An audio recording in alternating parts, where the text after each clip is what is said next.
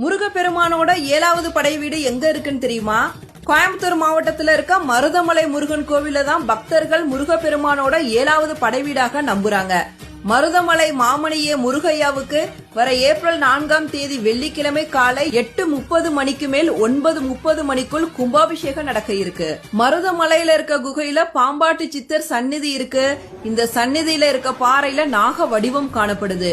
இந்த நாகத்தோட வடிவத்துலதான் முருகப்பெருமான் பாம்பாட்டி சித்தருக்கு காட்சி தந்ததாக தலபுராணம் சொல்லுது. அர்த்தஜாம வேளையில பாம்பாட்டி சித்தர் முருகப்பெருமானுக்கு பூஜை செய்வதாக ஐதீகம். இதை நிரூபிக்கிற வகையில தினந்தோறும் பாம்பாட்டி சித்தருக்கு பக்கத்துல ஒரு பாத்திரத்துல பால் ஊத்தி வச்சுட்டு போவாங்க. அடுத்த நாள் வந்து பாக்குறப்ப அந்த பாத்திரத்துல இருந்த பால் குறைந்து காணப்படுவது அதிசயத்திலும் அதிசயம். இந்த பாலை கொண்டுதான் பாம்பாட்டி சித்தர் முருகப்பெருமானுக்கு பூஜை செய்யறாரு அப்படின்னு நம்பப்படுது. மருத மரங்கள் அதிகம் நிறைந்தனால இந்த மலைக்கு மருதமலை அப்படிங்கிற பெயர் வந்துச்சு.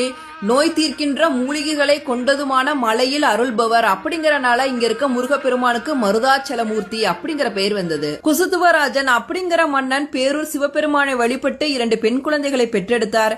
பிறகு சிவபெருமானின் உத்தரவுப்படி மருதமலையானை வழிபட்டு ஒரு ஆண் குழந்தையையும் பெற்றெடுத்தார் அப்படின்னு பேரூர் புராணம் சொல்லுது. குழந்தை பேறு அளிக்கும் பரிகார தலமாகவும் மருதமலை கோவில் திகழ்கின்றது. கிட்டத்தட்ட 1200 ஆண்டுகள் பழமையான தலம் இது. அருணகிரிநாதரால் பாடப்பெற்ற தலமும் இது.